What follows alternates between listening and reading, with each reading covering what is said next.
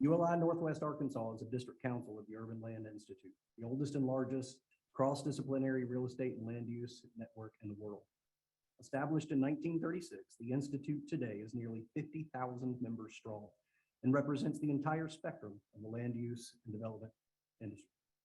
ULI has long been and continues to be recognized as one of the most respected sources of objective information on urban planning, growth management, and real estate development best practices.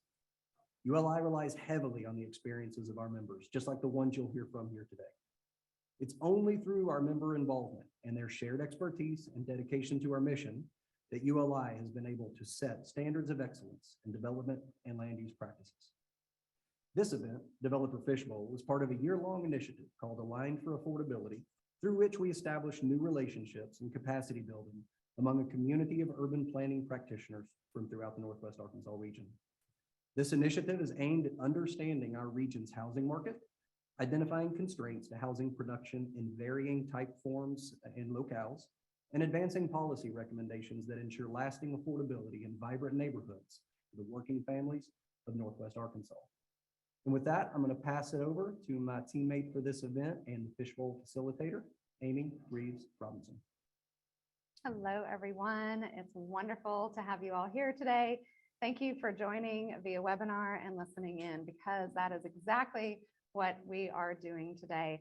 I've been a facilitator, professional facilitator for about 15 years. I've lived in Northwest Arkansas for 18 years.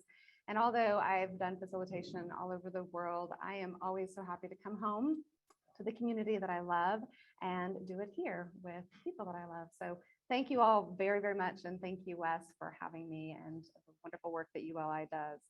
What you're going to be experiencing today is a fishbowl conversation.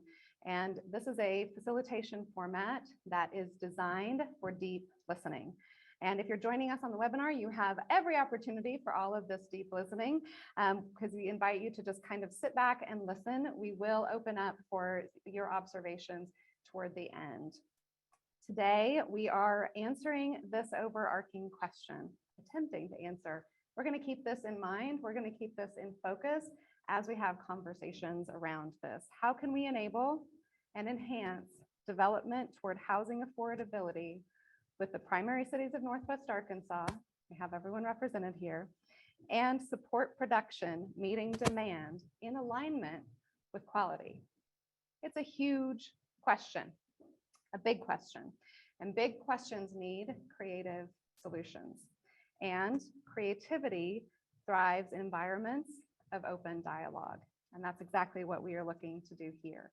This fishbowl format is designed to create an environment of trust and to have an open dialogue.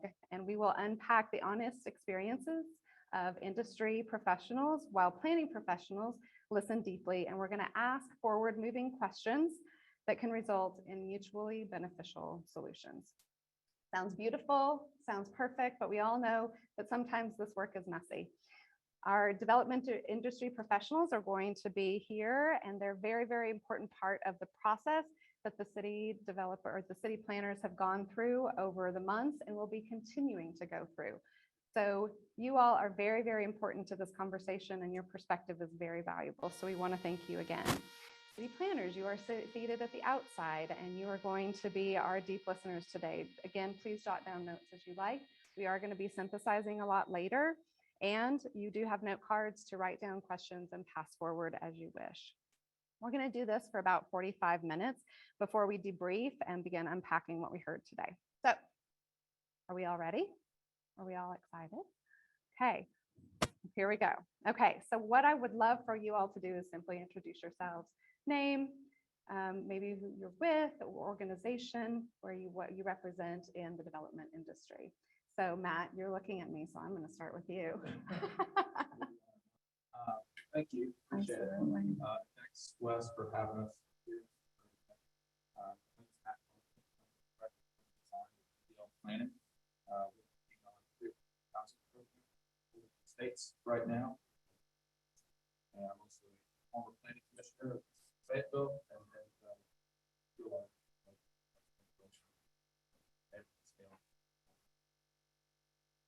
I'm Robert Sharp. I'm an architect in Fayetteville, Arkansas, also a member of the planning commission. my work is all in Northwest Arkansas, basically. And it's mostly work in apartments, for projects, some mixed-use buildings. Also, in my past, I've done some development work, enough of it to gain a new appreciation of my developer clients. It looks like fun and easy work on the outside, and going in, it's much more difficult. And so I don't claim to be a developer, but I have done some development experience. And being a planning commissioner, I get to see the sort of public side of that. So that's basically my focus here today. Okay. My name is Ryan King. I'm with Unit Architecture. My experience is kind of similar to Robert's, with exception I haven't been on planning commission. But my background has generally been with national developers, multifamily, and currently I am working with production home builders that are still moving through the processes of going through the commissions, et cetera. So I'm trying to help them with that process. So owner's representation. Hi, my name is Yumi Brzezinski. I'm an architect. I've wore several hats along my practice. I've taught in universities in the School of Architecture. I've had my own practice for about 20 years. I started working for the last 5 years for a development company called Blue Crane up in Bentonville. And so having those roles of being a teacher, teaching students to do the right thing, having a practice, trying to do the right things and to represent your clients. And then now acting as, on the other side, acting as an owner's rep. And again, trying to make the right decisions and just contributing to make a community just better. My name is Jesse Fulcher. I work for Roush Coleman Homes. I'm the Director of Land Acquisitions and Land Planning. I've been there just about 6 years now, and I mostly do entitlement work.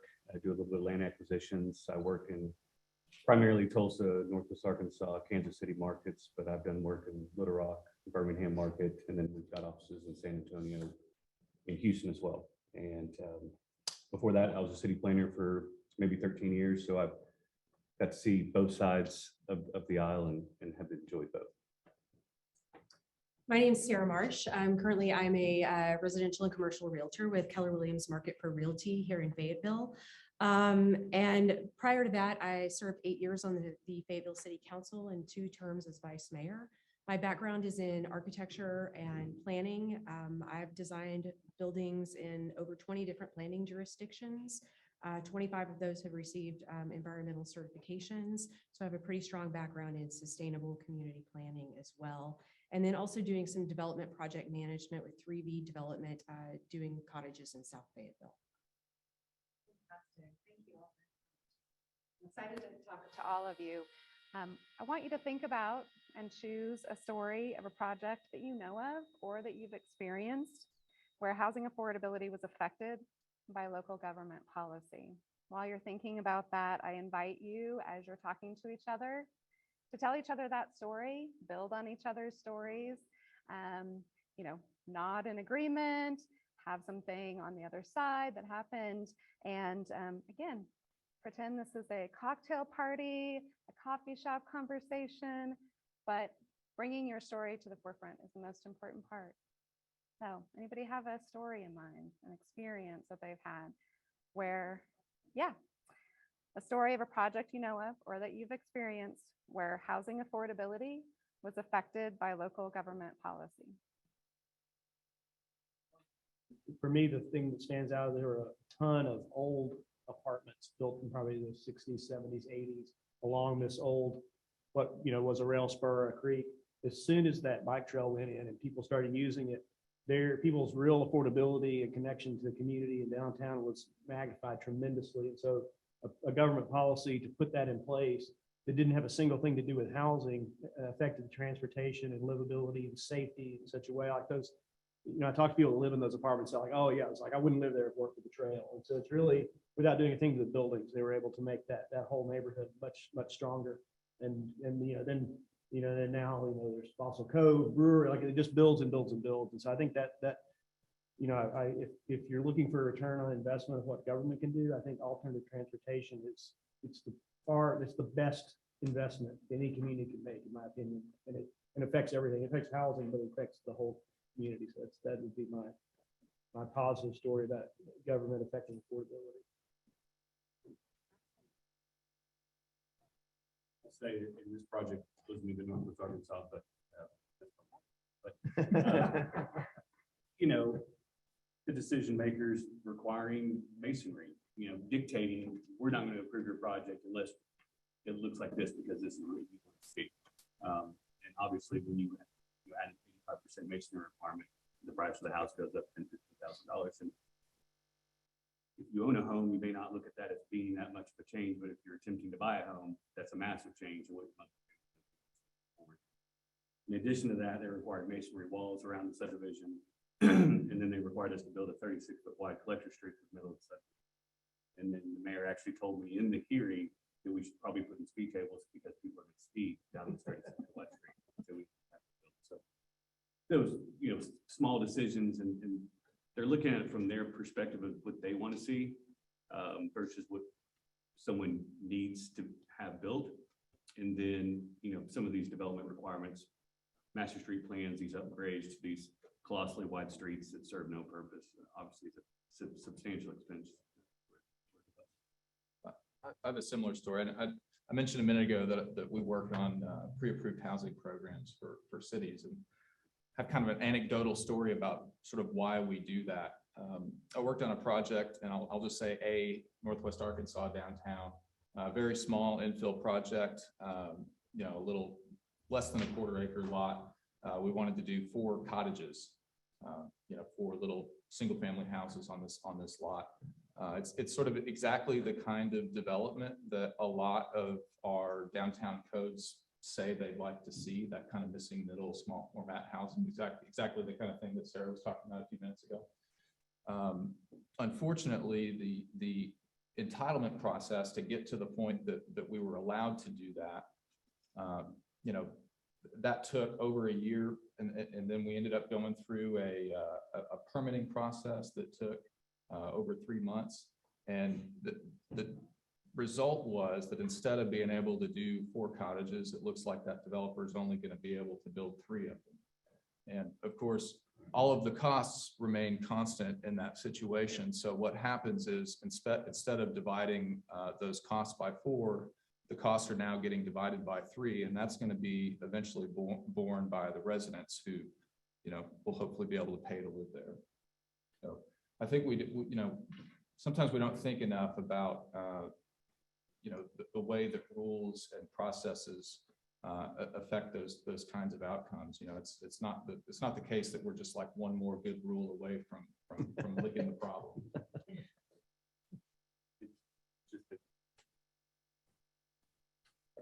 Being willing to change rules and try different things. There's a lot of cities, whether it be the staff or the council or the mayor or the commission, whoever's trying to push for things to change. There's just an unwillingness, and they're just willing to stick with the status quo code standards that they have.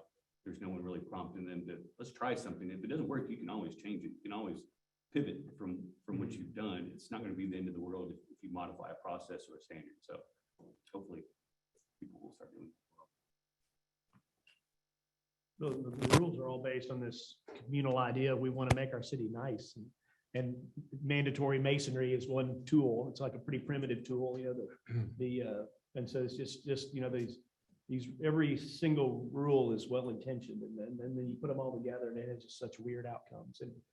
And it's, so it's really, and, you know, I used to think it was well, the architects clearly aren't skilled enough to draw buildings anymore. And then I realized, well, no, the planning code is too busy. That may also be true. And yeah, and then now they, well, no, the banks are too cumbersome. Like, it's such a societal wide problem.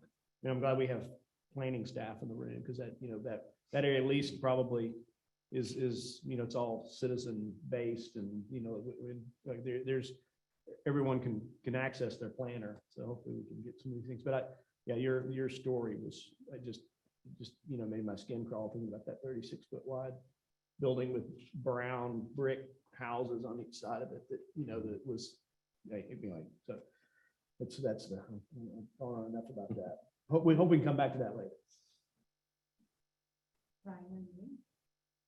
Well, I mean, to Matt's point, I mean, it's, again, a lot of my experience has been in very urban settings, very large projects, 200 units or so. However, we go into the infill condition, and I've kind of inserted myself here in Northwest Arkansas, and I'm seeing the same challenges, but you're spreading it across 8 units or 4 units. And that's hard to absorb. I've been on the side where I'm actually putting my own money into a deal to make it work, which is, sell to the wife, which is a different sell altogether. However, I think there are, I've found that there are municipalities willing to bend and find a way to get there. That it's set up currently, at least my little experience is it's set up that so much effort has to be done on the front end to be able to figure out what is my real risk here. And it's the same that a large developer would have to go through. It's hard. I think one of my least favorite things to see in the code is, or on the planning code, is building with kit parts.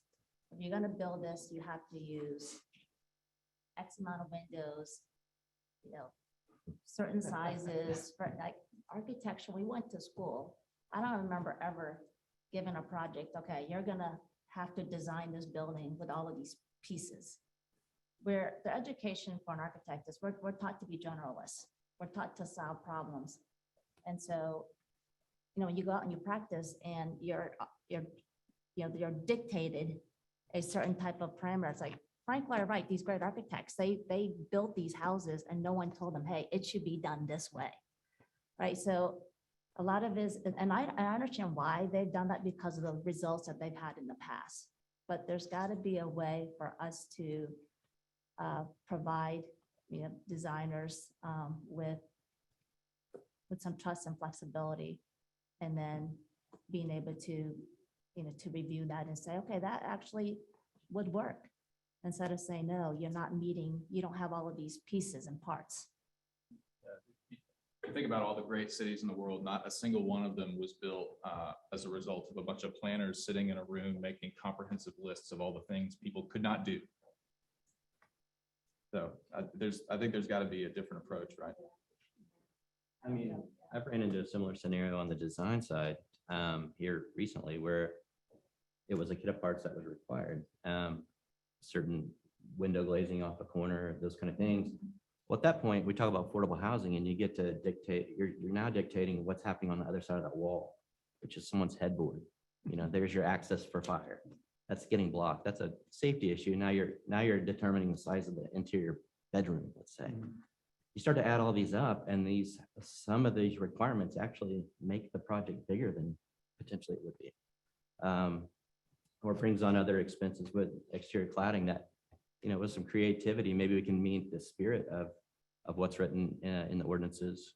However, I think from the design side could allow a little flexibility there to be able to say, this is our background, this is our training, and not get caught up in dictating exactly how that has to happen. Because, once you lose density or lose the flexibility of how the interior side of the walls work, there goes your density, there goes your affordability. And I think that kind of limits what our goals are. Do you all mind digging in a little bit to some of the policies that you've seen, both that inhibit or also some good ones? And what I'd love to hear, because you all have stories from some different places around the country, and you've observed or you've gone out and studied about what is working in other parts of the country as far as city ordinances and policies go. And so kind of a two-part question, talking about existing ordinances that are really inhibiting, and maybe in the spirit of solutions, some that you've seen other places that are potentially working, or that you thought that could work here. I think the biggest people telling you what you should want ordinances is our parking regulations. Like when we tell people that, if you have a bed, every bedroom must have a car associated with it. or every car must have a garage associated with it. I think I'm not convinced that the planning experts are the authority on how many cars people need. I think the people that buy the houses are the ones that should determine how many cars they want to park. It could be, I mean, in my neighborhood, it's like we've got some 0-car people, we've got some 6-car people, and they're all in the yard. So there's a lot of I know it seems tidy in the book to have these parking tables and it looks real scientific. It's all hocus pocus and it doesn't make any sense. And that Fayetteville got rid, like first we had a pretty intelligent, shared parking ordinance that worked pretty well and got most projects were able to get through it. And then finally they just said, this is crazy. Let's just get rid of the parking requirements and let people figure it out. And the world hasn't ended. We've got some projects like there's a 12 or 10 unit apartment building down in the Mill District that's built on a 1/10 of an acre that works. And it's got a smoothie shop and a little bar and it's right on the trail and it works. And that project you just absolutely wouldn't be done if there were parking requirements. And so that's something where, there might've been just a smoothie shop, but instead it's a smoothie shop and 10 apartments. So those getting rid of parking requirements, it's a leap of faith. And if people aren't ready for the leap of faith, start with the shared parking agreements or reducing the parking agreements or do pilot projects like Jesse's talking about. But that's for me, the number one easiest target is just get rid of those parking Well, requirements. we're allowing true mixed use in areas where an office is using the parking at a certain time and Mhm. perhaps people don't necessarily work in that area. There's a trade-off for the shared parking. Mhm. But that takes really truly allowed mixed use for Mhm. that to work. And the other thing you can do, if parking is a scarce resource, you can charge for it. So like That's right. you can, and then you decide you can monetize it and use it more efficiently. And so it's like, I don't know, anyway. Well, I've seen that working with national developers. They are absolutely scared to death at first of letting go of that parking, but that's a huge expense that's been borne upon the renters. 30% of the expenses on structured parking, and you get living over the top of it. Mhm. 30% of that's getting pushed back onto them. They're not, people don't feel like they're getting value out of that. They're, of course, I'm going to get parking.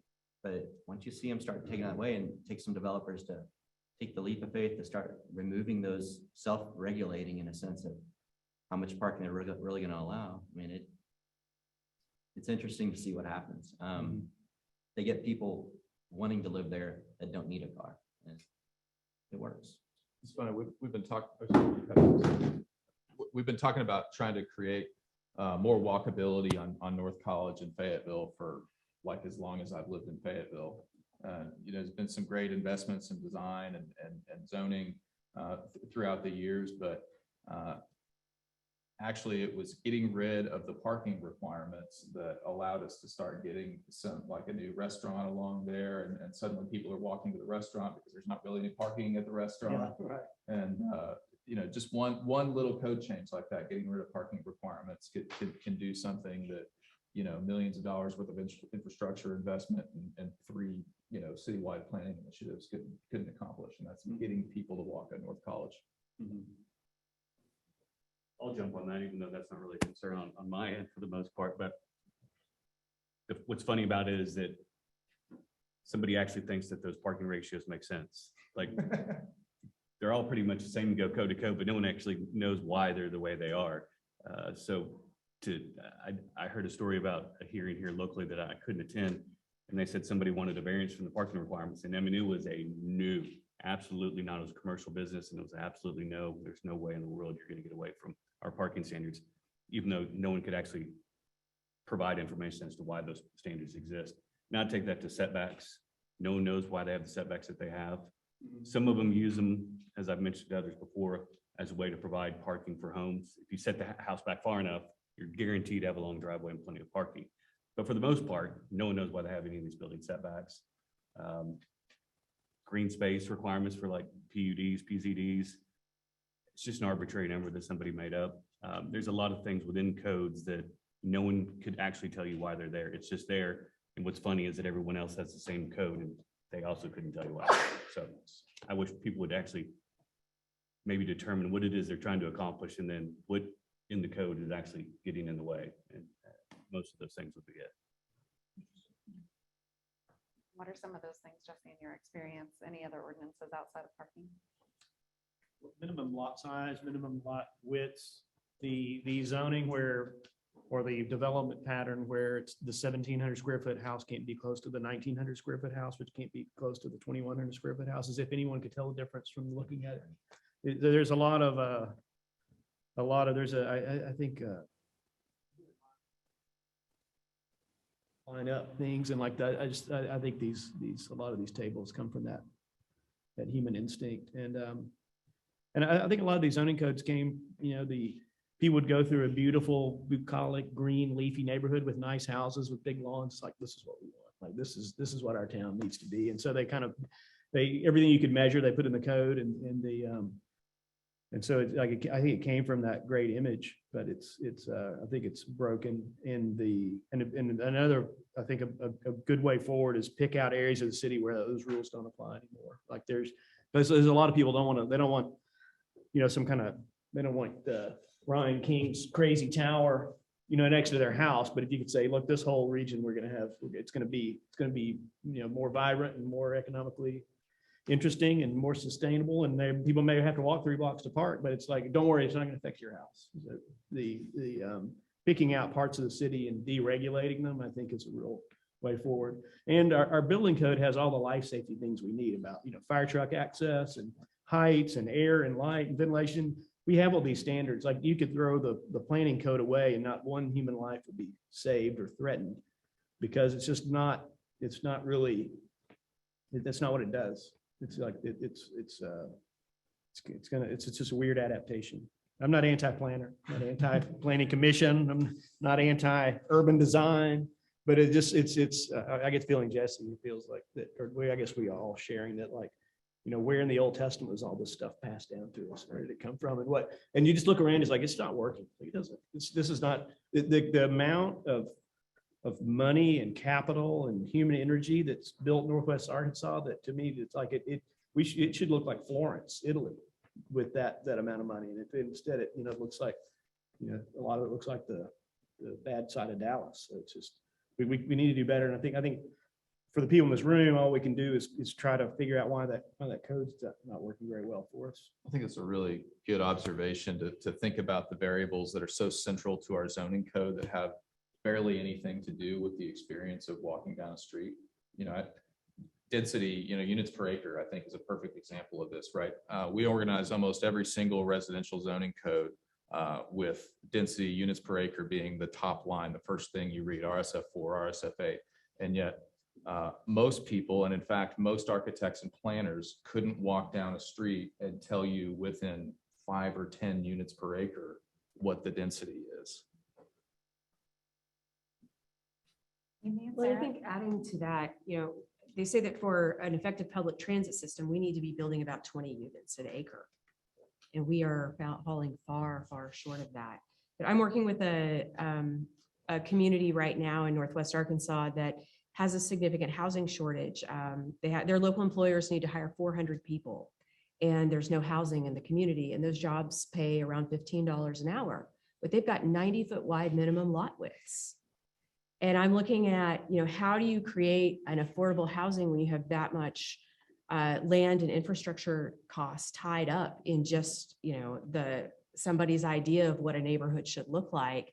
And meanwhile, that's becoming a significant barrier to, affordable housing, to these companies growing and filling their workforce needs. If they were to just shrink that down to even 30-foot lots and had 3 times as many homes could be possible, and reduce the land and infrastructure costs, by 2/3 on each one of those, that could have an exponential impact on their community. But they're dug in, and they want the 60-foot road right of way through the neighborhood, and it's not serving their community. Can we build on infill and density a little bit? Yeah, I think we just need to allow mixed development in residential neighborhoods, And I know that when we try to go in and build and, do 12 units in an acre, what we hear is, well, renters bring crime. And my reaction is like, well, I rented when I got out of college. Like, I didn't have a trust fund to buy a house. I had to save. And I had to live in an apartment and I rented for several years. So I don't understand where that mentality started, where they think that, well, if you are building apartments in my neighborhood, then you're devaluing my property. So then that's, how do we get them to understand that, it's, being able to build affordably, we have to be able to build more than one unit on a large lot. So. I think, and I kind of mentioned this to you before, but I think living in an apartment or any kind of multifamily development or mixed-use development like that, sometimes that's a choice. Some people don't want all the other things that go along with even owning something even smaller. Even if we can reduce the lot size down, I think it's a little bit upon this community here in this room to really educate the public. I think a lot of people are moving to Northwest Arkansas, maybe from other experiences where perhaps it's not that you're younger, just starting your professional career. It can be for people that maybe have families that actually still choose to, because they like the amenities. I personally would not want to mow my yard all the time and spend that time with my kids on soccer on Saturday. To have a shared experience with your neighbors, that you can go down and use those amenities together. I think that's okay. And I think the perception of a lot of people with outside experiences moving here, I think that's okay. Does it have to be the traditional garden style? I don't think so. I think I think people moving here are open to a lot of different things, including multi-generational living. I know a lot of people moving here or that currently live here or moving here have older aging parents that I've ran in that scenario myself when I moved here, and the choices are pretty slim. I would love for my parents to be in the same community that I live in, but I can't afford twice the home. ADUs, for instance, is there as an option in certain neighborhoods. And I know in like the neighborhood I live in, absolutely not an option. So I think there's to provide development like that where we can have multi-generational living, where we can have, provide choices beyond just the traditional single family home, I think it's a win for a lot of people moving here, and affordability. One thing that's been on my mind a lot from my experience being on planning commission and my experience with my clients is you see people like Jesse's company that are excellent at building detached, affordable, single family housing, like no one better in the region. And you see people that are really good at office buildings, you see people that are good at food and hospitality. And I wish that the planning staffs could be, or somebody, I don't know who it would be, I don't know, maybe it's ULI probably, to get when a parcel of land is available, instead of going to Jesse, it's like, Jesse, do you want to build 100% of this single family detached housing? Instead, they come in and say, look, this is going to be, the office is going to be here, the food's going to be here, the bike trail's here. Do you want to, 40% of this is single family detached housing. Do you want to take that on? Instead of you having to, fill in 40 acres with whatever with the thing you do really well. And find someone doing matchmaking to put because the developers that are, we love the developers can do the complex mixed use building on the quarter acre, but the ones that, that are really, really good because they super specialize in the thing they're really, really good at, and finding some way so when 4 disparate projects are done, they add up to one better place. And so what's the mechanism that either ULI does that, or the cities do that, or regional planning do that? But how can we? Because I think specialization is here to stay in the development field. And so it's like, how do we get the benefits of specialization and the benefits of the hybrid mixed communities that have more value or more efficient? One thing people don't realize about Northwest Arkansas is that half of the buildings that are going to exist 25 years from now haven't been built yet. So that means that we're literally going to produce another Northwest Arkansas sort of in our professional lifetimes. And it's an immense responsibility and it's immense opportunity. I certainly hope that we can do some of the things like you're talking about, Rob, that will allow us to kind of reproduce Northwest Arkansas in its own image and the things that people love about this place. So if a city like Fayetteville could have one Wilson Park, one downtown square, one Washington Willow, when we had 50,000 people, maybe we can have 2 of those places when we've got 100,000 people and 3 of them when we've got 150,000 people. It doesn't just have to be this kind of monocultural paradigm like we're getting in some parts of the region now, where we're just kind of spreading out and creating a place that fundamentally is doesn't reflect the reasons that people are coming here in the first place. I think that's the big danger, is that if we don't interject some sort of sense of civic design into the conversation, that we may solve the housing problem. In fact, we will solve the housing problem. We will build the houses. The houses will get built. The question is, what's it going to look like? And then will they have access to these amenities in the building? Exactly. That's a good, so going to expand on that just a little bit, because the infrastructure and planning, the demand needs some level of predictability. And what are some of the ideas that you all have for conveying that predictability? How can you communicate what people can expect in their neighborhood, and what is it going to look like as it grows? So what are some of the ways in conveying that? And if you ask that question and you need to expand on it, feel free to.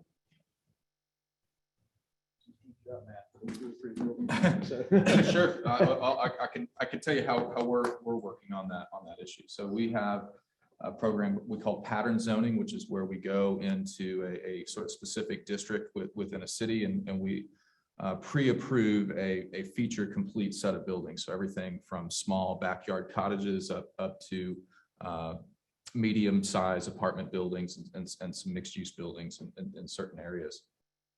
It's a voluntary program, so people can still opt to do the normal thing, but they also have the opportunity to go with something that's already been designed, already been worked out. They can get the drawings from the city and take them to a bank and do get an appraisal. They can have them priced from a contractor, and they can get a building permit really quickly. But to answer your question about predictability, and this is really critical, when you have a neighborhood meeting, a neighborhood town hall, everybody's been to these things. You say, okay, hi, we're the city, or we're the city's consultants, and we want to rezone your neighborhood. And here's the text document that describes right what we'd like to do. And there's all these really legalistic sounding things about units per acre, and it freaks people out. I'll tell you, I've done enough of these. It properly freaks people out. And the truth is, they should be freaked out because they have no idea what they're going to get. The benefit of doing the pre-approved buildings is, we'll actually 3D print models of the buildings that we're going to pre-approve, and we'll hand them to people, and we'll say, well, what do you think of this building in your neighborhood? And more often than not, we found that we're able to have conversations with people about all kinds of missing middle housing, triplexes, small cottage courts, townhouses. We're able to talk about building typologies that would be non-starters if we were only talking about some sort of verbal, code-oriented description. We're able to have conversations with people about allowing and entitling those in their neighborhoods, and we have some confidence that that's what's actually going to get built. We just finished up our second pattern zone project in Claremore, Oklahoma. This is a town of about 19,000 people. They adopted the program in December, and in the first 2 months had 26 requests for missing middle projects. So this is everything, again, from backyard cottages up to medium format apartment buildings. And in an era where right now only 2% of residential construction projects nationwide are being designed by architects, I think it's a great way to get some design thought into communities and into situations where it's specifically being excluded by the processes right now. Hopefully that answers your question. And the predictability is from two sides. You get the neighbor, the citizens get a predictable outcome. Like they know there's going to be development, it's going to look like this. And the people that are building, investing, developing, they get a predictable timeline because they go to the city and it's like, I want the Maybell cottage. Here it is. Here's the building permit. And they saved 6 months or 3 months of time, and they've saved a lot of upfront money, and which again will filter into those, the people that rent or buy those units. So it's a way, because time is the big enemy. It's like, Fable's done everything they can to streamline their processes, and it's still, it takes 3 to 6 months. And those 3 to 6 months usually don't improve the project very much. Like the first 3 meetings of planning staff, great. The first week's really valuable. Yeah. But then after that, the rest of it's just, tinkering with the dumpster locations or and again, I don't think anybody came up with the idea. It's like, if someone wants to build, then you just kind of like take a deep breath. Take 6 months, think about it. It's like that. No one wanted that.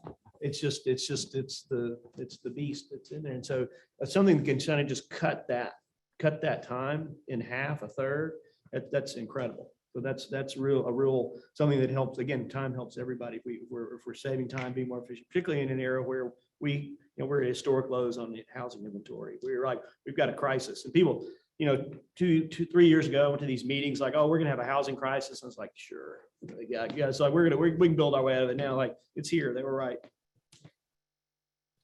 Can we talk a little bit more about that time aspect of it? I think you all mentioned the approval process being one of the big elements of time. Can you talk a little bit about the approval process, some of the most challenging aspects of it, and what incentives or would benefit attainable housing in the region? I feel like, again, kind of on the infill side of it, a lot of or actually it could be on production side of it too. A lot of it's dealing with the unknown of what stormwater management. And I wish there was something like you've worked on that addresses that at the lot level, that's pre-approved. Whether it's a certain type of landscape package or some sort of a filtration system that can happen at that level. Therefore, the developer at the end doesn't have this monstrous size detention area that is a waste of land in a lot of cases. Now, some jurisdictions have allowed other creative ways to use that land.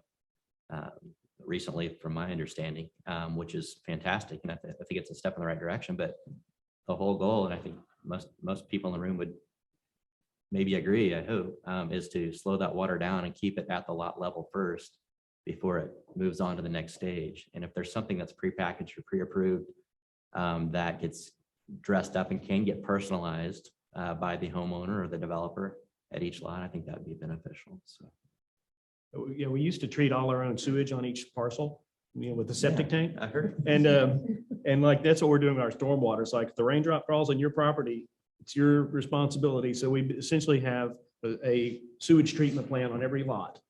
The reason why we don't do neighborhood and regional stormwater is it baffles me. Like we Fable recently rewrote its drainage code because the first thing that came off the table is these regional neighborhood, pay into a fund to treat it. It's like the idea we have to treat the raindrop on the side, which, I like your ideas of finding creative ways to do it, but it's one of those, people don't know when they buy a house that they're paying for a percentage of that pond at the end of the street that usually a hazard more than an amenity. And people don't realize what they're paying for parking and don't realize what they're paying for stormwater management.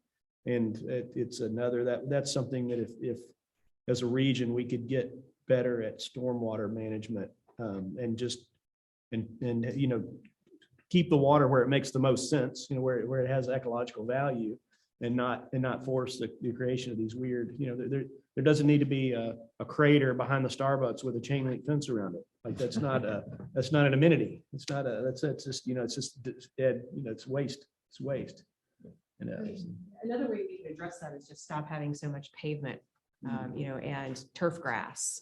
There's this idea that we have lawns and that they're green, that's somehow better for the environment, but turf grass doesn't absorb a lot of runoff. It doesn't support biodiversity or wildlife.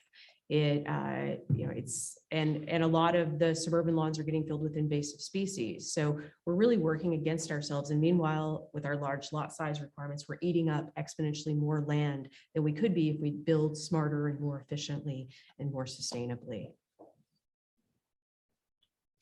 Say, feels like on the front end, for the most part, it's a fairly quick process to get a project approved. It feels like it moves pretty quickly. it's the back end, and I hope nobody in the room throws anything at me right now, because I know I've mentioned this to multiple cities and planners, but, you know, in a good way. But, you know, if you go out and you spend millions of dollars on a piece of property, and then you spend millions of dollars on infrastructure, and you're done. And then they're like, okay, now you can turn in your final document. We'll get back to you in about 60 days. And then we'll send it around for signatures, and maybe 75 days you'll have it in your hands. And it's like you're just sitting on millions of dollars paying interest. And where does all that go? It goes right back into the product that you have to sell to somebody. So some cities have taken that to an administrative review process, but some take it all the way to the city council level. And so there's lots of ways to fix it. A lot of cities allow early final plat, which seems to be the scariest thing that anyone's ever heard of. Which I don't get. I guess the thought is that the developer is just going to walk off and not finish the subdivision. I don't know why they do that. And they're going to be stuck with a incomplete subdivision. But I remember in 05, 06, there was lots of those and nobody did anything about it. I mean, it's what happened. You're either going to finish the subdivision or the economy is going to fall apart, and it's going to be what it is. So I don't know what's so scary about an early final plat, at least allowing the plat process to go through the hearings, because it's really just an administrative process to dedicate your right-of-way and utility easements, let the council accept those while the project's being finished. Now the pushing paperwork is complete. And when they sign off on that final punch list item on your development, you simply take it to the courthouse and file it. That would shave off a ton of time and, again, money out of these projects. We have a diagram that we show cities sometimes that sort of explains this. Forgive me for verbally explaining a diagram. Wes told me I should, so if it doesn't go well, it's his fault.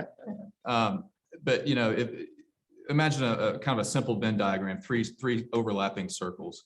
One circle is sort of all of the real estate products that are marketable that people would be interested in buying. The second circle is all of the things that cities allow developers to do.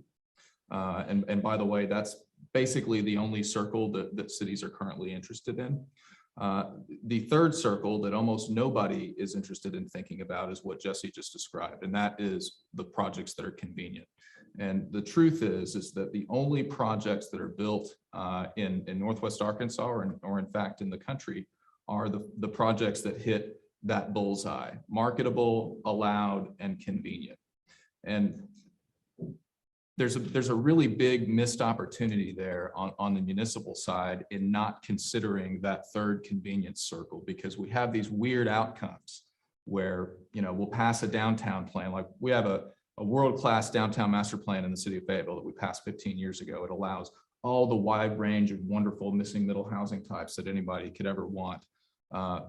But because of an obscure section in the drainage code that Rob just mentioned, basically all we've gotten in the ensuing 15 years is, you know, $1 million duplex houses, single family houses. And Structured parking, student housing, or duplex. or yeah, That's structured what we parking. get. Yeah, that's that, and that's it. And the reason is that that's what's convenient. It's also marketable. People will buy them. It's allowed. But it's way more convenient to do that than it is to do the small scale apartment building. And we do ourselves a great disservice by not figuring out how to move that bullseye over the zone that we're actually trying to target, which if it is missing middle, then we should just do that. We should have. I think one of the reasons why people don't do more than 2 units is then they're having to sprinkler these things. So just the code issues on these, trying to get the fire marshal to sign off on your building at the end is the scariest thing, especially when you're trying to do 360 at a time. You know, they walk through and everything's been approved, but there's always this, you know, this caveat where they have the right to, they can find things, because yeah, they can't review everything, but they have the right to make any kind of comments during, you know, anytime they walk through. So for me, doing developments that are that big with life safety, which we do, you know, adhere to all of the rules, but being able to find people in town that have done this, because we're growing so fast that the stuff that we're doing, they're not used to reviewing. And so developers are having to pay so much because a lot of these fire marshals have not done these big buildings. So I could see where people are hesitant to to go on a limb, but we need developments that big in order to meet our demands. But the city part, they're not investing the money in fire marshals or plan reviewers or paying them the right amount for them to want to come here and do that work. Because we're so backlogged, like they don't have time to review drawings. And if we're paying for impact fees or capacity fees, whatever you call them, then I think that money should be used to hire more city staff to review these things, but to review them to a point where we have the right feedback and they're not giving us feedback when it's during construction or we're getting ready to try to get a building permit. So to me, yeah, I mean, I would love for them to be able to bring more staff in that are not from this area, that know how to review these types of buildings. So it doesn't cost developers, because I mean, we're gun shy when we're like, okay, we're having to do this, this, and this. And I mean, it's like an elevator, like they wanted us to get a little elevator key to put in a Knox box, and it's $800 for an elevator key that we have, we're thinking like, why can't we just get that elevator key from Amazon? No, it has to be this certain type. But it's things like this that we find out during, these processes, all these lessons learned that are difficult and takes a long time to get approval. Thank you for being the trailblazer on all these items. You're forging ahead. That's great. You're gonna be a great example So for my people to lessons follow. learned book is getting bigger, thicker and thicker and thicker. Yeah. But yeah, I mean, life safety is a huge part in doing things that are big. Yep. A lot of my work is the absolute sweet spot is 3-story wood frame construction that's walk up. Because every moving piece, every bit of complexity, it's like we're guys in pickup trucks with nail guns can put these buildings together, and you can make great urbanism with 3-story buildings. Like you don't need, I mean, I'm glad you're building the scale, but you could build, wonderful urbanism, wonderful cities with that kit of parts. And that's really financially, I don't see anyone does anything else. During the recession, I had to look back at every building they ever done and whether it made money for the developer or they lost money, and every complicated, the old buildings I was proudest of, they're the most elaborate and showed how smart I was, were the ones that financially were the toughest for my clients. And so now the medicine is, simple, stacked flat, 3-story. And, if it looks bad, that's because I don't have the skill to, like, it's a failure of architecture skill, not a failure of codes. And so that's really that's my lessons learned is that, stay in that sweet spot, and, you can get decent yield with it.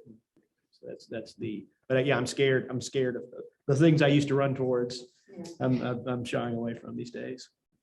But you can find people to build those, like going from a 3-story to a 4 or 5. Now you're talking about multi-family framers. Yeah. And you're in this little niche because you either get commercial framers who want to do metal, or residential framers who want to do 2 to 3 stories.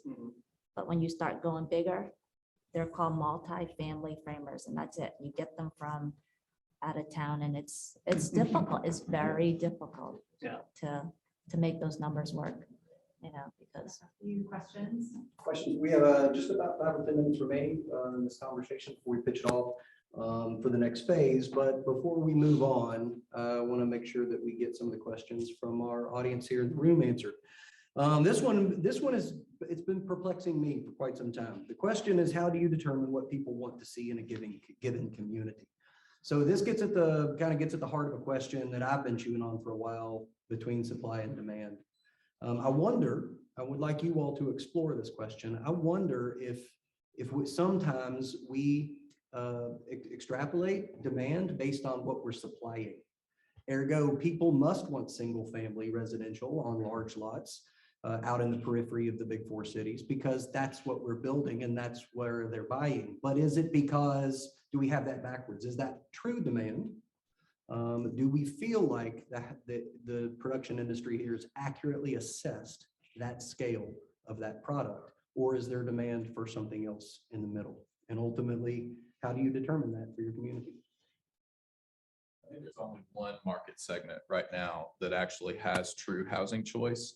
And those are the folks that make, frankly, way more money than I do. You know, we're talking multi six-figure incomes. Those are the people that get the choice about, do I want to live in downtown? Do I want to live on a large lot in Goshen? Do I want to do all these things? They actually get to pick. And the market would say, in terms of how those folks are voting with their wallets, that the downtowns are the place to be. The walkable communities are the place to be. The people who don't get a choice, they get what the market supplies. And if they're lucky enough, they can afford to buy it.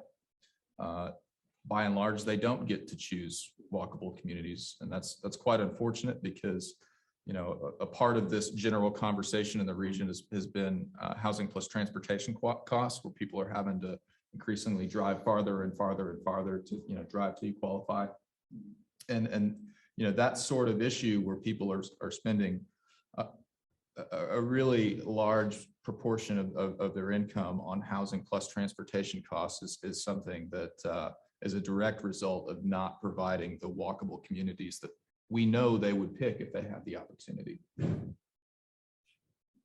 would say there's a mix.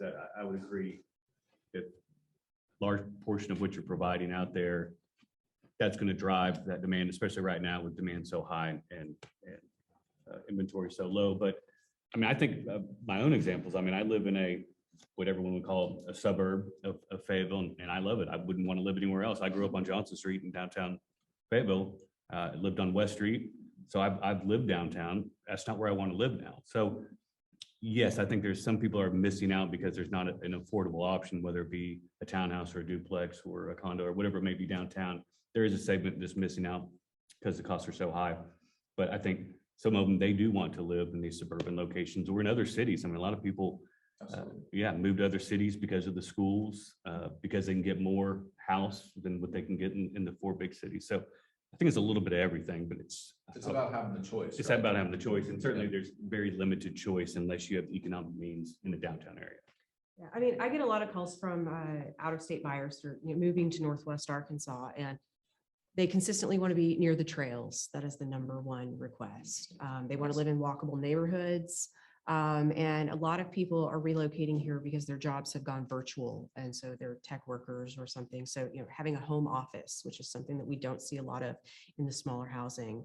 And they have smaller household sizes.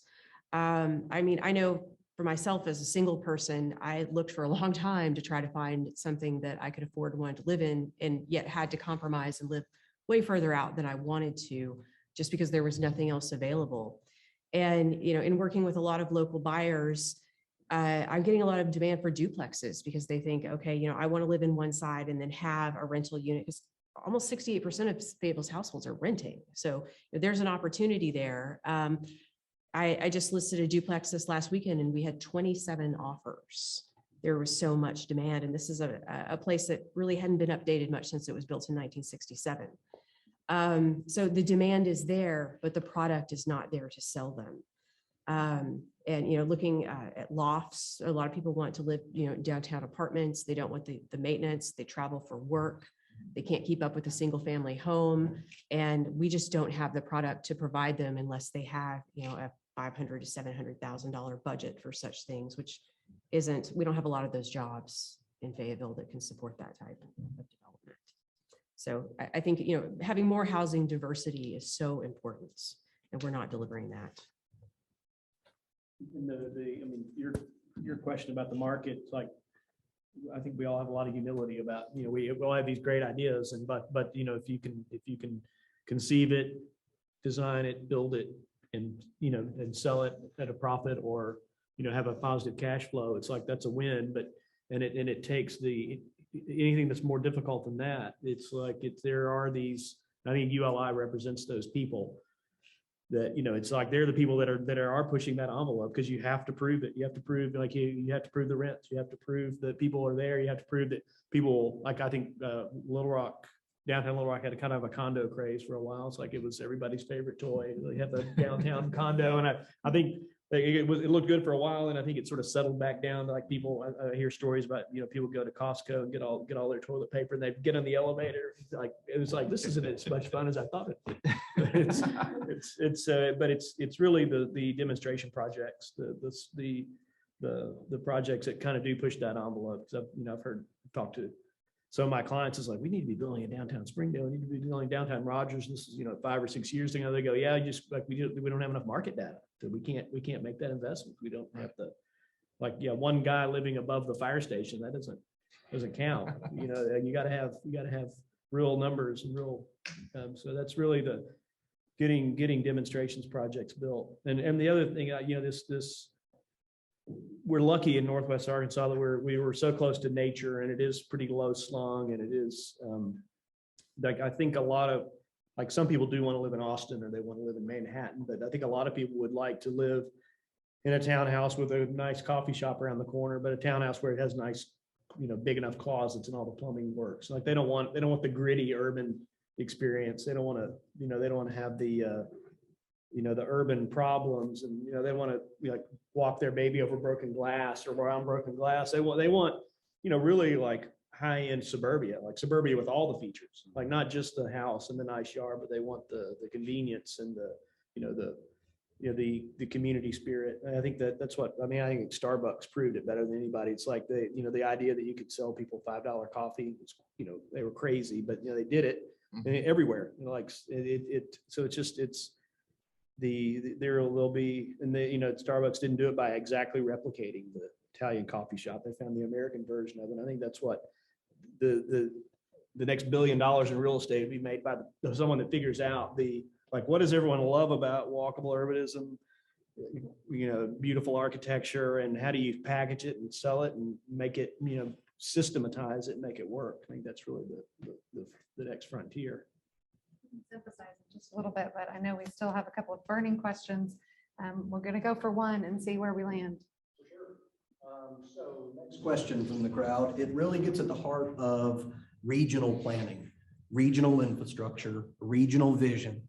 Right now, unfortunately, our planning community, our professional planners and city decision makers writ large that are crafting municipal policies don't have access to all of the available tools that they need, because Arkansas is a Dillon's rule state.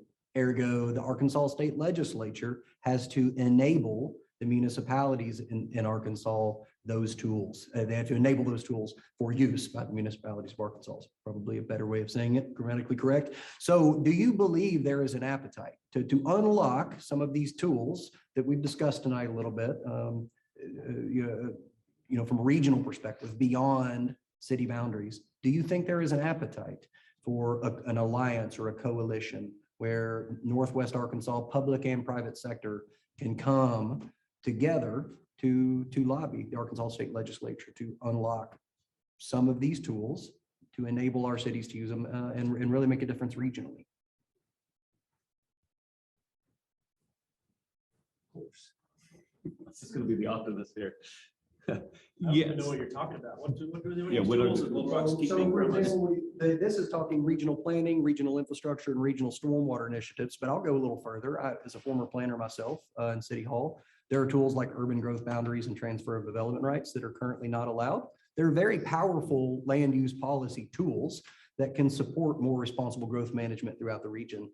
Right now, those tools are not provided for by Arkansas state legislation, and therefore those tools are not available for use by our local government providers. So do you believe this is an opportunity, especially with respect to attainable housing, keeping housing costs in check? Do you feel like there's an opportunity right now in Northwest Arkansas to bring public and private sector leaders together to influence that state legislation for the positive? I wanted to say this because I work in every city in Northwest Arkansas. And so, yes, being optimistic, I think there could be a dialogue with all the leadership in each of the cities. The issue is that each city has not only their own identity, but their own concerns and their own goals. They really look at themselves internally and they go, yeah, we don't want to do what that city's doing or what they're allowing to be built or what they're not building. Because it's influenced by the individuals that live there, the planning commissioners, the city councilors, and the mayor. It's all localized. And so that's going to be the challenge is, well, yeah, y'all want to do an urban growth boundary. That's great, but we're good with what we're doing. We don't need to get on board with that, whatever it may be that they're trying to get accomplished. So there's just a lot of individuality in between each city, and it really goes down. I mean, it really is individuals making these decisions, and a lot of them, are longtime residents of these cities. So they're really into what their city is and not so much what the others are.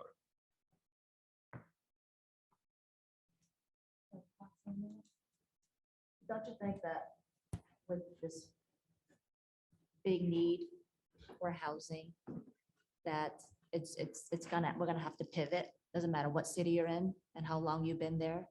There is that common need. No.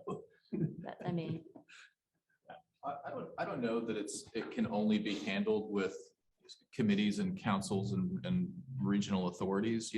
I think there's also an opportunity to kind of leverage the friendly competition between the cities that currently exist and kind of work within that system more effectively.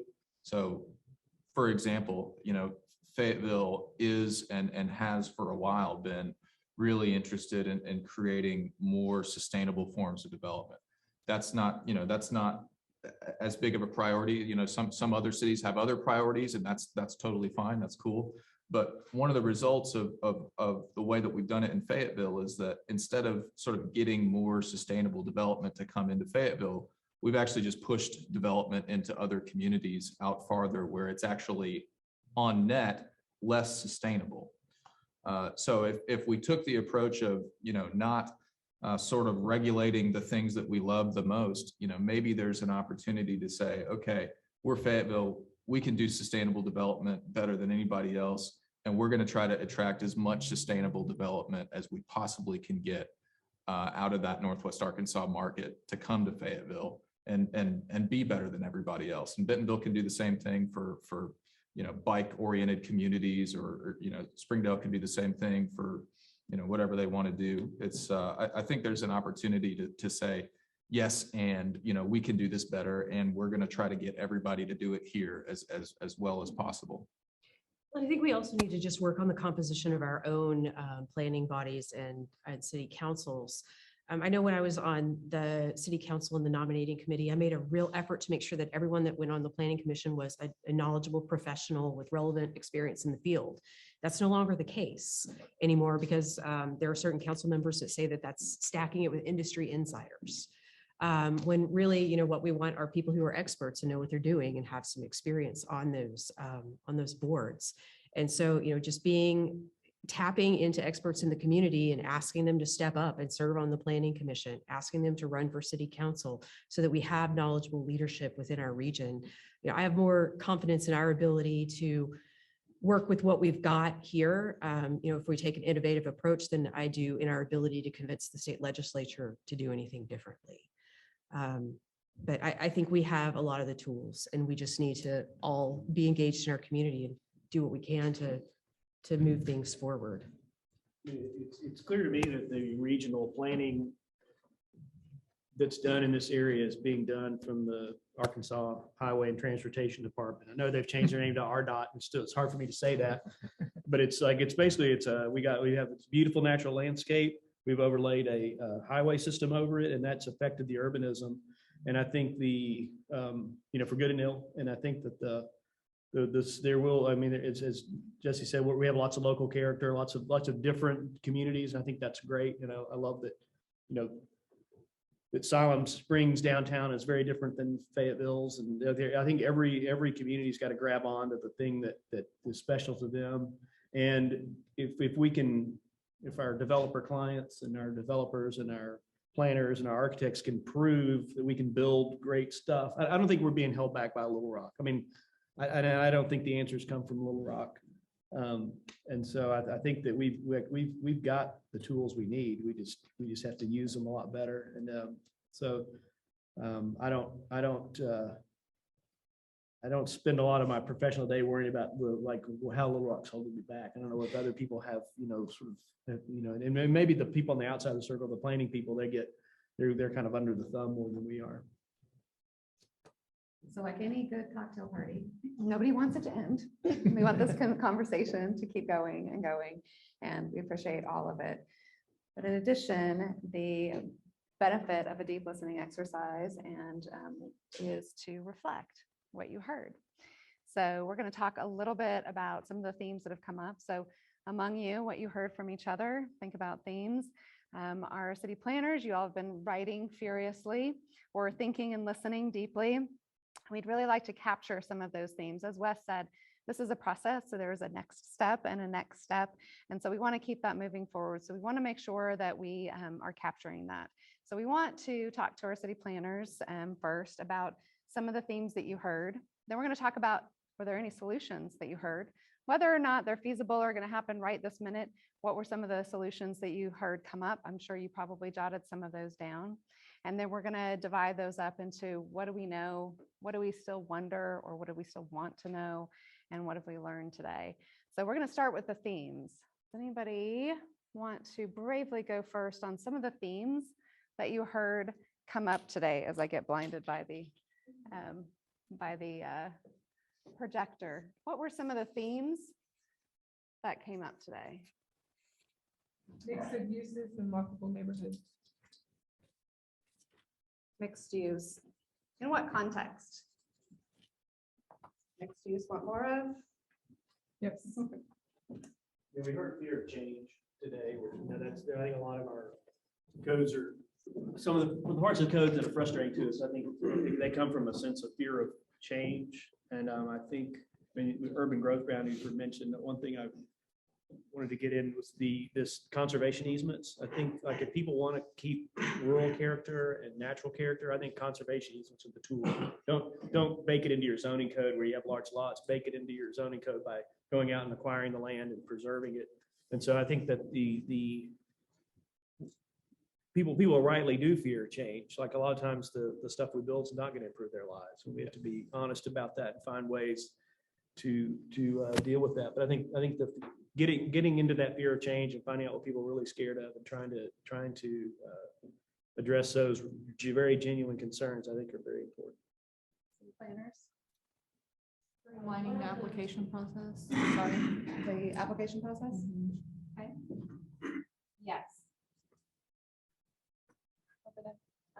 Kind of aligning with that, policies that hurt, and generally things that increase timetables, whether that's policies or late building inspections or just anything that increases time.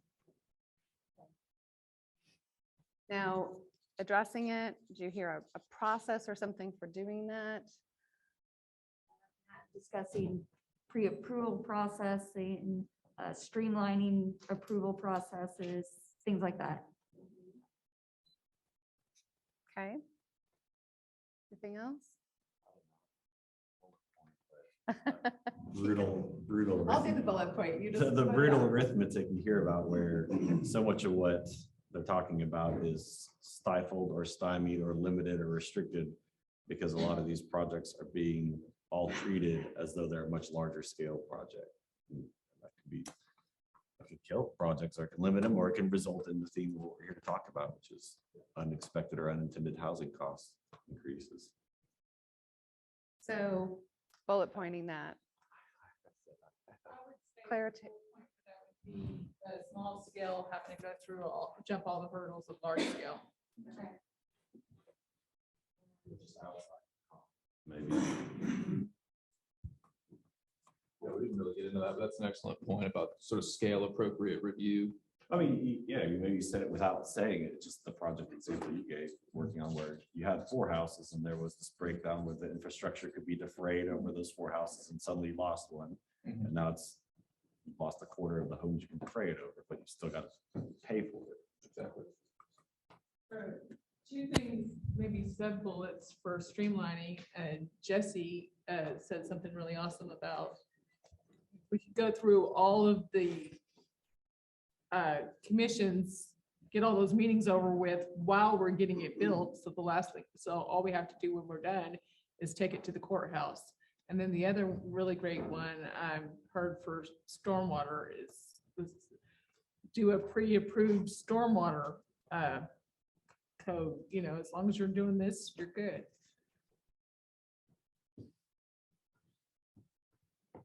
Processes for stormwater, and the first one was?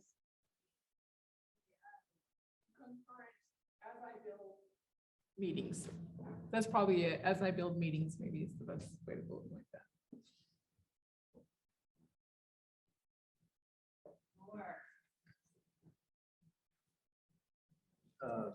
Lot width, lot area, lot frontage, street width. Master street plans. So, and what about those? Did you hear any? And we're building 85-foot wide collectors down the middle of neighborhood streets. Rob here. I heard we had 95-foot wide lots. I can't remember who said that.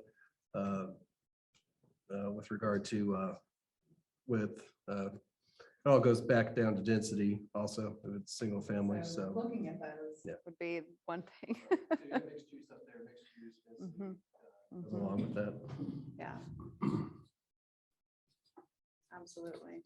Or demand for gravitate parking. Yes, parking. Gotta make sure the parking makes the list.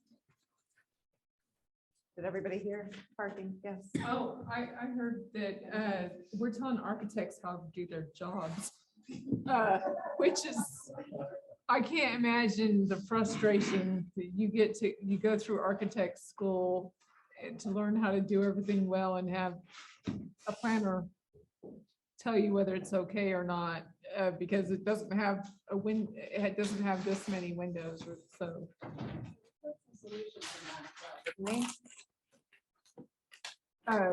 The pre-approved thing was one of the solutions for that. And then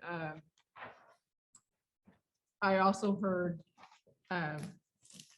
did we hit the spirit of what the code's going for? Maybe we didn't hit the details, but you could just allow us to hit the spirit of it. So maybe that'd be flexibility. There you go. That'd be it. Flexibility. I've heard Jonathan Groth call them like non-monotony, what are your anti-monotony codes, or like there's a you got a good term for it. Yeah, a lot of cities have those where you can't build more than X number of the exact same thing in a row.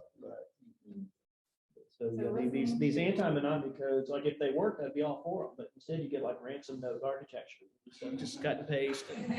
Like, I mean, I'll call it Bentonville. Like Bentonville is the worst. They've got the worst downtown architectural standards in the whole region, and it's all about 70% of good material and 30% of cheap material and this many windows. They enforce it differently every. I only do like a project in Bentonville every year and a half, so they have new staff, and I gotta relearn how they interpret it, and like is glass, so like do the windows count or not count? Like, do you do this spreadsheet? And it I tell you, Bentonville's got a lot of pretty buildings, but it's not because of that code. And I think Bentonville should just scrap that code. I want to make sure that our city planners. You were gotta go through the listening. variance process, and then your client loves to hear that. It's like, don't worry, it's just 90 days, and it's like nothing bad will happen. So this is our deep listening test to our planners. So let's listen to what they have deep listened about. So that was that addresses a part of what I was wanting to say, is Okay. that one of the things I heard from Rob earlier was that for affordable housing and for planning aspects too, simple is better. So it really costs less to build a simple house with simple architecture. And I don't know how that comes from the planning side as much, but simple Heard is that from you, best. Rob. What do you think? She Simplifying. was listening. What are we simplifying? Simplifying. The architecture, the shape of the building, Okay. which is also, I believe Ryan addressed that, when they try to dictate that a window goes here and a door has to go here, and then the lot's shaped like this, then you end up with funky architecture. It doesn't make sense anymore. It's expensive. Yes. On the topic of simplifying, I think simplifying code, because I know ours is certainly convoluted, and in some cases it contradicts each other. And so that's something we're working on, but it's certainly something that we run into where it definitely convolutes the process, and it's makes things harder than it needs to be. Speaking to that, one thing that I believe it was Jesse said, but I could be wrong about who said it, was actually, maybe it was Matt. If it's going to be in the code, we should know why it's there. It should mean something to us. If it doesn't mean something to us, if it's nothing, it shouldn't be in the code. So question the codes. Yes. I like that. Okay. Seeing, I think from Jesse's story about, your story, Sarah, about the 90-foot wide lots, is like, there are a lot of citizens that they don't want housing to be more affordable. They want it to be more affordable because they'll have nicer people living there. And so there's a real cultural, I mean, anytime we talk about affordable housing, it's one of my favorite topics. Anytime I talk about it, like, people, like, they don't like, they really, the fact that houses are more expensive, that they like that. And so I think what part of our mission is to show them that, you know, it's like fancy restaurants are nice, but food trucks are nice too. It's like you can have, you know, the corn dog's a great treat. Like, we've got to do a better job of selling affordable housing, and probably calling it affordable housing is not a good way to do it. And so it's a real, we've got a real messaging challenge in that way. And like it's a marketing challenge. It's like, you know, cozy houses are nice, you know, like small houses are not nice. So like small houses on small lots are really not nice. Maybe sell it as housing choice. Because that's really what we need to offer is housing choice. And so that everyone has a choice. Yeah, I think it's understanding that a lot of our codes and policies are ultimately going to impact our residents and our citizens, and that we need to be mindful of that, but also that maybe we lack some of the technical expertise in our staff, which I don't know if it's a recruitment problem, because I'm not from Northwest Arkansas, but I value the planners who are from here. So maybe just investing in them so that they can build their skills, because they want to plan their community, not just have someone else come in and kind of do it. But so I want to build off of what she said in just a moment, but one thing Rob also mentioned earlier that I liked, because everybody mentioned at some point in time, or nearly everybody mentioned at some point in time, that they'd like to have mixes of different types of housing and mix of uses within areas. Rob had a really great solution for that, which was maybe there's a matchmaker at the city that says this guy's awesome at restaurants, and this guy's good at residential, and this guy's good at grocery stores or whatever, and let's get them all together, and this guy does multifamily. So somebody at maybe, I mean, as a city, we can't play favorites with people, but we can do that with the zoning code. So we can say that this square, this many lots right here is RSF4 or MF or whatever, and they're all in mixed together. Like I read somewhere recently, an Oriental rug, you know, so you paint a picture with your code. We just have a few more minutes. We'll make sure that we get, and luckily our city planners have a lot of time together in the coming year. So we'll definitely debrief this, but yes, please, let's get some more captured. I think, so what I heard too is that the exactions that happen that could be handled maybe on a larger level, like a neighborhood level or a regional level, like in regard to stormwater. And I think probably a lot of different types of infrastructure are happening on a lot by lot level. And how can we change that? A lot of simplification, it sounds like, first of all.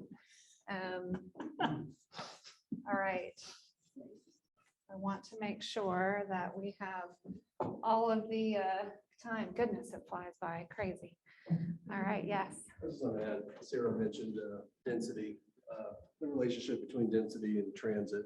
and land use. And Matt mentioned the downtown master plan and the implementation of that. I think it was Victor Dover talked about, you really have to get your land use set correctly first, and then transportation. And I guess the last point, maybe it didn't come up in here, but all the city planners around the outer loop, who actually designs the transportation system, the street system, the network? Most of the planners here are reacting to engineering companies, and they're saying, why are you taking lots away from me to provide that connectivity, to allow that child to walk to school, to the park, to ride a bike? I'll make it quick. The Razorback Greenway, we love it. But there's a neighborhood between Don Tyson Parkway and 412 you can look at Google Earth, there's that one connection between those neighborhoods. And so it really is a challenge. Is not just the cities. It's not just the design professionals. It's, you have property owners hiring engineers, designing cities. And I thought what Matt mentioned with regard to the housing patterns, there are street network patterns I think we've all experienced, walked through. And I think that should be explored more. I think we can all agree that this is just the tip of the iceberg in a synthesis of everything that we heard today. And we really, truly appreciate all of you. One, for being honest, enjoying your cocktail party, all of you listening deeply. And again, your process continues. So over to you, Wes, to talk a little bit about that process.